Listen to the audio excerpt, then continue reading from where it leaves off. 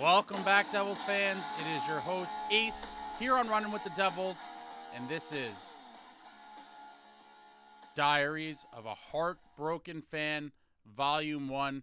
And yes, as a New Jersey Devils fan watching these playoffs, I am indeed heartbroken, and there's just a bunch of random thoughts and things I'm going to ramble on here about. So let's kick it off with my first thoughts. Dear Diary, watching the NHL playoffs without my beloved New Jersey Devils as a participant does not feel right. It makes me sad. It makes me depressed. It makes me feel lonely. And watching some of these games, man, this playoff year has been amazing. Some of these games have been incredible. We have overtimes, we have hits, we have the side plots, we have the scuffles. It has a little bit of everything, a lot of close games, some surprising outcomes in some of the series, and it's just been an incredible playoffs. And the fact that the Devils are not in it has been extremely painful. And I was watching the Kings game the other night, and it's just crazy. It dawned on me, Drew Doughty, stud defenseman for the Kings, scored a goal.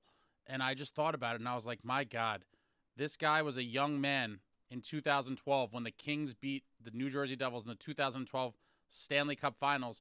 And so this guy's been good forever. Drew Doughty is an amazing talent. He's been a stud forever. Hopefully, Luke Hughes and maybe Shimo Nemitz become that for the Devils down the line in that, a long-time great player for us. But it just made me realize, wow, Drew Doughty's been in the game for a while, and he's been very good for a long time. He scored a big goal the other night for the Kings. Just made me think about that painful 2012 run. And then I was watching the Bruins-Leafs game, and Brad Marchand, this guy has been amazing for years and years. You love to hate him. You would love him on your team. This guy is an absolute rat, and he's been getting it done in the league forever as well. He was tied up with former teammate Bertuzzi. Bertuzzi's a guy I'd like to keep my eye on this summer. I think he brings a lot of that grit and snarl that the Devils don't have. But in the first three games, Brad Marchand has 6 points, including an absolute huge goal the other night for the Bruins to win the game. And he was fired up, skated past the bench, and I believe the cameras picked up him mouthing, "It's over in 5." Now, that could fire up the Leafs. I don't know. But I picked the Leafs to choke this series away, and I believe they will be dispatched by the Boston Bruins. But Marshan, and then I was like, is this guy a Hall of Famer? I've heard some, the rumblings around his name getting louder in recent times. And at 35 years of age, this man already has his 1,029 regular season games played, 401 goals with 528 assists for 929 points. I'd imagine he's going to come really close to that 500 goal mark. It might take, probably 3 or 4 more seasons. I don't know if he'll hang on for that long, but he's definitely going to eclipse 1,000 points. 1,000 games played plus 1,000 points plus in the league. And this guy is a Hall of Famer. I mean, I think he would probably be a Hall of Famer if he never played another game. And then I was like, man, it is crazy how the years go by so fast. And I was like, how do his playoff stats match up against someone like Patrick Elias? And I randomly just looked this up. And here it is. Brad Marchand has 55 goals, 79 assists, a plus-minus of plus 29 in 149 playoff games. Patrick Elias has 45 goals, 80 assists, and a plus-minus of plus 16 in 162 playoff games. He already has more points, and it's wild. I mean, you got to give this guy his flowers as well. Brad Marchand has been an incredible player in this league for a long time, and he's looking to help the Bruins win another one. And then, when I watch this, I'm like, who is our Brad Marchand kind of heart and soul guy right now who we could lean on, who does a little bit of everything? And the reality is we don't have it, and that was one of the more discouraging things watching all these games, aside from the Devils not being in the playoffs, is that you see with these teams that are making runs, the types of pieces they have in place up and down the lineup, and the Devils are sorely missing a lot of these type of characteristics on their roster. We have no one that's even remotely like Brad Marchand. I mean, obviously, a lot of teams don't have that particular type of player with the high level of skill and the point production with, some of his antics. But, you need to at least have that split up amongst other guys. So we do have point production from the Jesper Bratts, the Nikos, the Jacks of the world. But who's really going to bring that that grittiness, that willingness to win, get dirty. You know, he was tripped up with Bertuzzi. They were exchanging shoves and things, and his stick got caught up, and he pulled him down. And actually, after the game, Toronto head coach Sheldon Keefe said that Brad Marchand is a master at getting away with some of these things. It comes with experience. It comes with being a vet. And he's a wily vet, man. He gets it done in the big spots. And the Bruins are lucky to have a guy like that. So I'll continue watching the playoffs. This year has been amazing, as I've said. But it's just a constant reminder of what we need to bring in this summer, hopefully, to make us a playoff team. You guys know how I feel about Brady-Tkachuk. I think he brings all the things you want in a player and more that we are missing in the Devils lineup. I'll continue talking about Brady-Tkachuk. It makes all the sense in the world. And there's some other guys. I wouldn't mind Tyler Bertuzzi at the right price. He's unrestricted this summer. He's a nasty playoff type guy. Scored a big goal the other day as well. And if you look throughout the series, third and fourth liners are playing a big role in a lot of these series. And so we head into tonight. Rangers Caps. Rangers up 2-0. I think they'll probably sweep the series, maybe win in 5. Capitals limped in. As you all know, down the stretch of the season, all the teams in the East were playing absolutely like trash, trying to give away the spot. And, it is what it is. The Capitals are looking like a team that just barely got into the playoffs, and the Rangers are going to handle them pretty easily. But I've been kind of following that series, perhaps slightly closer than some of the other ones, but I have been flipping back and forth between all the games on most nights. And then we have the Predators and Canucks tied up at 1, Game 3 in Nashville with Demko out. I mean, this could be a pretty big upset. I thought the Canucks would at least win this round, but I don't know. With Demko out, that makes it very interesting. And UC Saros, a goaltender a lot of people would like to see in New Jersey, trying to help the Preds get that upset there. I do like Saros. I think he'd be great for the team. I just think that, unfortunately, the cost of what it would take to get him here and then the financial cost of signing him when his contract is up might be too much for the Devils to stomach. We'll keep an eye on that. I would love to see Saros here, but I do think there are plenty of more financially viable fixes this summer. But we'll see. That'll be something I'll get to when I do my free agent shopping list. I'll probably wait till after the playoffs. And then we have another great series with the Winnipeg Jets and the Colorado Avalanche.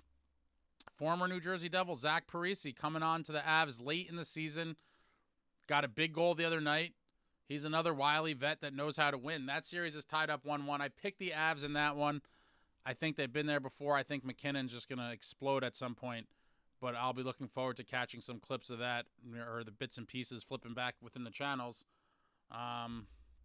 Interesting one. Connor Hellebuck was a guy I wanted last summer when those rumors came up. He looks like he's going to win the Vezina this year, but in the first 2 games, he has not looked good at all. Giving up 10 goals in the first 2 games. I mean, that's not going to help your team get a W in a lot of playoff games, but we'll see. It's been an interesting series thus far, and now they're going to Denver to play Game 3. It should be a good one. And then we have the Oilers and the Kings. Another great series. Connor McDavid, former New Jersey Devil Adam Henrique, and I think that one might go 7. I mean, a lot of goals in that one. Edmonton wins Game 1 7-4, and then Kings win the next one 5-4. So you're talking 20 goals in the first 2 games. Wild. Connor McDavid with a 5-assist night the other night. I mean, the guy's an absolute freak of nature. To me, hands down, the best player I've ever seen play with my own 2 eyes. He's just something special. The things that he does, you just don't see other people do it. I mean, the way he just glides in and out of traffic, his vision on the ice, the way he anticipates plays, where people are going to be, his passing, his shooting, everything about his skating. He's just a freak, absolute freak, and I enjoy watching him play. So those are the 3 games we have on tap. 4 games tonight. Rangers, Caps, Canucks, Preds, Jets, Avalanche, Oilers, Kings. Those late night games do kill me, with the commercials and all the BS. Like, the 10:30 games are ending at 1:30 in the morning? I mean, put the coffee on, kids. Put the coffee on. Stay caffeinated. But this round of playoffs has really delivered. From everything I've been reading and seeing, the ratings are up very high for the league. And I think that's a testament to, the sport of hockey growing in general. I do think ESPN has been giving more coverage with the games they're holding, and then, cross over to the shows that they air, like Pat McAfee and all these. They're trying to find, little nuggets for these shows to just kind of talk about hockey and just bring it to the forefront. And the series have been pretty good, and there's been a lot of amazing games. And so I do think it's going to be a big year ratings-wise for the NHL playoffs. I've heard some of your pains that you guys said it's a pain in the ass to watch the games, and I see they're listed on all different wonky, 8 Max and True and all these things. I personally have Fubo, and I've had no problem getting all the games on Fubo. So I know some of you said you watch on all different things, but if you're looking to take the plunge and pay for a subscription service, I recommend Fubo. It seems as though they have everything. I've never had a problem finding or watching the games, and so in this cut the cord era that we live in with streaming and wireless everything, Fubo has been my home for pretty much all the program I watch, but specifically NHL playoffs. And I look forward to the games tonight. Again, another sad reminder of our season that was ended all too soon.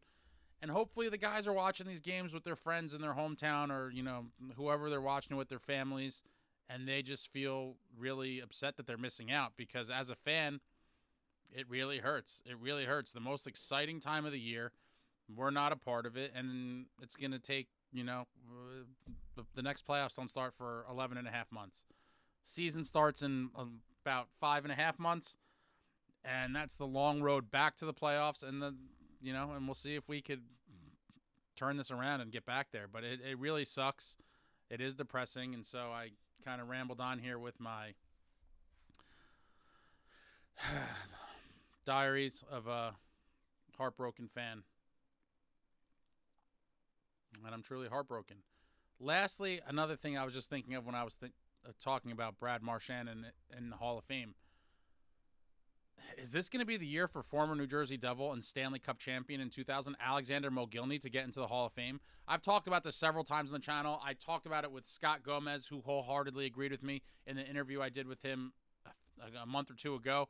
And the fact that Alex Mogilny is not in the Hall of Fame is an absolute crime against the sport and Alex and every team he's played for.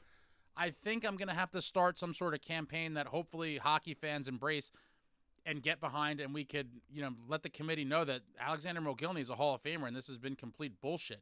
So I think I'm going to actually put out a lengthy video talking about this at some point in the near future, and hopefully fans of every team could kind of latch on and share it and get the word out, because I think most hockey fans are writing in any group or forums that I've been a part of, no matter what team fans root for, people who were alive during that time or of age to remember unanimously agree that Alexander Mogilny should be in the Hall of Fame. And so I don't understand what the committee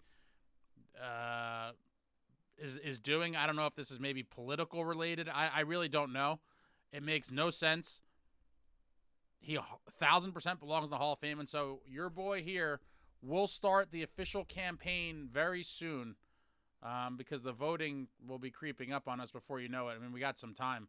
But I think we really need to get behind Alex and really try to make some sort of online fan kind of push here, because the fact that this guy's been eligible for like 15 years or something, and every year he gets passed over, and you look at some of the names in the Hall of Fame, and there's guys that I would say didn't have the career Alex Mogilny did, and they're already in the Hall of Fame. So it's a very interesting situation.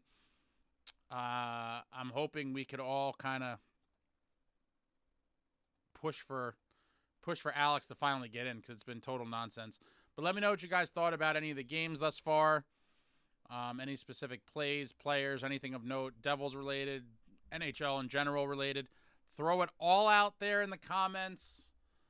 Love talking to you all, and I will be with a heavy heart watching the playoffs again tonight, and I'll probably be back soon with something else. I don't know. But this is therapeutic for me to just, cry about us not being in the playoffs. But talk to you all soon, and that's all I got.